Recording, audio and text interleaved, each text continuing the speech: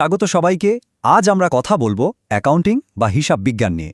আচ্ছা, এই শব্দটা শুনলেই কি মাথায় খাতা কলম আর জটিল সব হিসেবের ছবি ভেসে ওঠে? অনেকেরই কিন্তু তাই হয়, কিন্তু ব্যাপারটা আসলে তার চেয়ে অনেক বেশি ইন্টারেস্টিং। সত্যি বলতে, হিসাব বিজ্ঞান হলো যে কোনো ব্যবসার ভেতরের আসল গল্পটা বলার একটা দারুণ শক্তিশালী ভাষা। একবার ভাবুন তো, একটা ব্যবসা আসলে কি করে বোঝে যে তারা ঠিক পথে এগোচ্ছে নাকি পেছোচ্ছে, মানে লাভ হচ্ছে না লোকসান। হাজার হাজার লেনদেনের মধ্যে আসল ছবিটা খুঁজে বের করা, এটাই তো সবচেয়ে বড় চ্যালেঞ্জ, তাই না?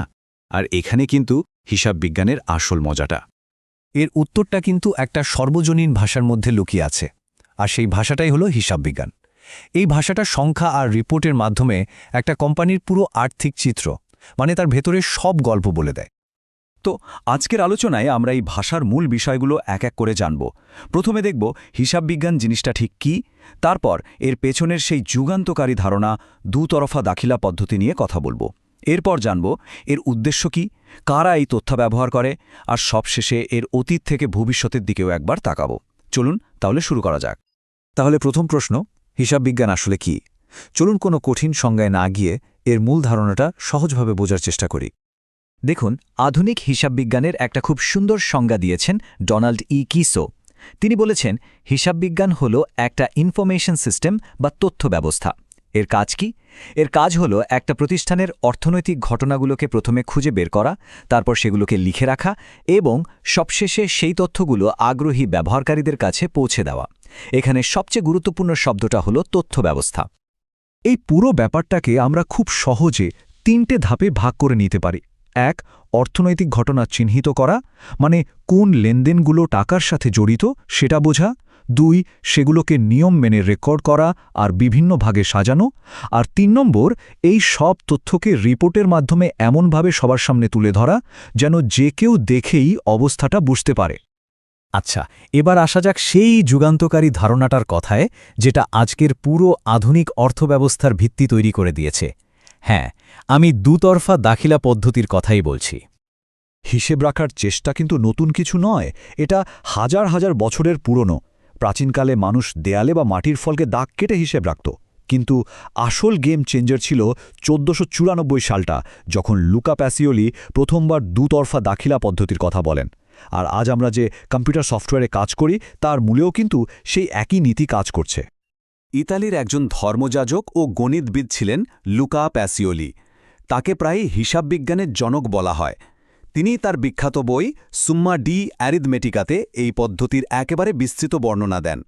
আর বলা যেতে পারে ওটাই ছিল আধুনিক হিসাব বিজ্ঞানের আসল শুরু। এই পদ্ধতির মূল নীতিটা কিন্তু দারুণ সহজ। ব্যাপারটা হলো, প্রত্যেকটা আর্থিক লেনদেনের দুটো সমান আর বিপরীত দিক থাকবে। একটা পক্ষ সুবিধা পাবে, যাকে আমরা বলি ডেবিট, আর অন্য পক্ষ সুবিধাটা দেবে, যাকে বলা হয় ক্রেডিট। অনেকটা বিজ্ঞানের সেই সূত্রের মতো প্রত্যেক ক্রিয়ারই একটি সমান ও বিপরীত প্রতিক্রিয়া থাকে। বেশ, এখন প্রশ্ন আসতেই পারে, কোনটা ডেবিট আর কোনটা ক্রেডিট হবে, এটা ঠিক করা হয় কিভাবে? দেখুন, এর জন্য মূলত দুটো জনপ্রিয় রাস্তা আছে। একটা হলো একেবারে সনাতন পদ্ধতি, যেটাকে গোল্ডেন রুলস বা স্বর্ণসূত্র বলা হয়। এখানে হিসাবগুলোকে 3টে ভাগে, মানে ব্যক্তি, সম্পত্তি আর আয় ব্যয়, এই 3 ভাগে ভাগ করে প্রত্যেকটার জন্য আলাদা আলাদা সূত্র দিয়ে ডেবিট ক্রেডিট বের করা হয়। আর আরেকটা হলো আধুনিক বা মডার্ন অ্যাপ্রোচ, যেটা একটা সহজ সমীকরণের উপর দাঁড়িয়ে, মানে অ্যাসেট বা সম্পদ বাড়লে ডেবিট আর লায়াবিলিটি বা দায় বাড়লে ক্রেডিট, এরকম। মজার ব্যাপার হলো, রাস্তা দুটো আলাদা হলেও গন্তব্য কিন্তু একটাই, হিসাবের পারফেক্ট ব্যালেন্স রাখা। তো আমরা জানলাম হিসাব বিজ্ঞান কি আর এটা কিভাবে কাজ করে, কিন্তু এবার একটা বড় প্রশ্ন আসে। এই যে এত কিছু করা হচ্ছে, এই পুরো প্রক্রিয়ার আসল উদ্দেশ্যটা কি? এটা নিঃসন্দেহে একটা দারুণ গোছানো সিস্টেম, কিন্তু বাস্তবে এটা কি কাজে লাগে? কেন এর এত গুরুত্ব দেওয়া হয়? এর বেশ কিছু গুরুত্বপূর্ণ উদ্দেশ্য আছে। যেমন ধরুন, সব লেনদেনের একটা স্থায়ী রেকর্ড রাখা, একটা নির্দিষ্ট সময় পর লাভ হলো না লোকসান হলো সেটা বের করা, আর কোম্পানির আর্থিক অবস্থা, মানে তার মোট সম্পদ আর দায় দেনা কত, সেটা পরিষ্কারভাবে জানা। শুধু তাই না, ভুল বা কোনো রকম জালিয়াতি যাতে না হয় সেটা দেখা, ম্যানেজমেন্টকে সঠিক সিদ্ধান্ত নিতে সাহায্য করা, এমনকি সরকারকে ঠিকঠাক ট্যাক্স দিতে সাহায্য করাও এর অন্যতম বড় কাজ। এক কথায় বলতে গেলে, হিসাব বিজ্ঞান হলো যে কোনো প্রতিষ্ঠানের পারফরম্যান্স মাপার আর তার স্বচ্ছতা ও জবাবদিহিতা নিশ্চিত করার সবচেয়ে বড় হাতিয়ার। আচ্ছা, হিসাব বিজ্ঞান যে এত সুন্দর করে গল্পটা বলে, সেই গল্পের পাঠক কারা? মানে এই তথ্যগুলো আসলে কাদের কাজে লাগে? এই তথ্যের ব্যবহারকারীদের আমরা মূলত দুটো বড় ভাগে ভাগ করতে পারি। একদল হলো অভ্যন্তরীণ বা ইন্টারনাল ইউজার, মানে যারা কোম্পানির ভেতরেই কাজ করেন। আর আরেক দল হলো বাহ্যিক বা এক্সটার্নাল ইউজার, যারা কোম্পানির বাইরে থাকেন। অভ্যন্তরীণ ব্যবহারকারী যেমন ম্যানেজমেন্ট বা মালিকপক্ষ, তারা এই তথ্যগুলো ব্যবহার করে কোম্পানির ভবিষ্যৎ পরিকল্পনা করতে, সবকিছু নিয়ন্ত্রণে রাখতে আর গুরুত্বপূর্ণ সিদ্ধান্ত নিতে। অন্যদিকে বাইরের ব্যবহারকারীদের মধ্যে আছেন বিনিয়োগকারীরা, ব্যাংক, এমনকি সরকারও।